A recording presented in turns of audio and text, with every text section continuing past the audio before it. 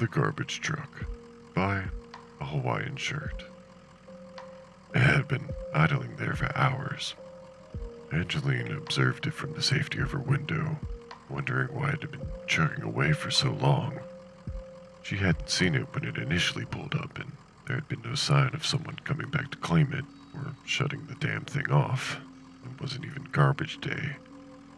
Thick black smoke billowing from the tailpipe, yellow hazards blinking at an empty street. No one behind the wheel. No one hanging off the side. A whisper in the wind. She looked up and down the street.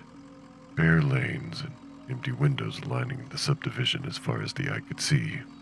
It wasn't so much the truck itself that bothered her. It was the fact that no one seemed to be home. No school buses full of children. No parents returning from work. Not even a mailman. Angeline turned it over in her head, fighting the nagging urge that felt less taboo the longer she thought about it. After taking turns looking between the rumbling truck and the wall clock that ticked away, she found herself doing the only thing that made sense. She took out the garbage. The bag in the kitchen was hardly full, but she tied off the bag anyways. She slipped on Crocs and opened the front door, letting in the sound of the worn-out exhaust. The street looked more deserted now that she was outside, and the impulse to close the door and retreat begged at the back of her mind. Despite her mental logic, she closed the door and made her way to the street, the rhythmic slapping of her Crocs echoing her determination over the grass. The thing looked even worse up close, peeling paint and a cancerous rust, riddling holes throughout the structure. It's only a garbage truck.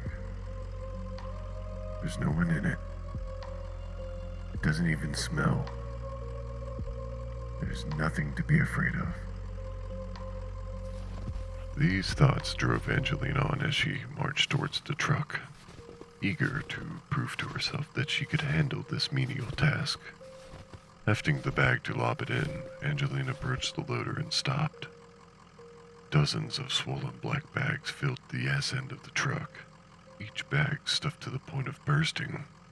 She looked at the mound, but not underneath it. Puzzle pieces in the plastic forcing themselves together in her mind. The vibrant pattern of a crocheted sweater. A cold, outstretched hand. An exposed half face. The details were so loud she didn't hear the boots thumping behind her. Heavy hands grabbed her shoulders and shoved her, pressing her into the mound of swollen plastic. Before she could resist, more bags toppled over her, heavy grunts followed by the burying weight. And behind her, the loader compacted, forcing her into the mound of slimy bags. She kicked and screamed, but the bag silenced her, beckoning with clammy feet and hands behind the film as it consumed her. Screaming against the cold dark, Angeline felt the truck pulling away.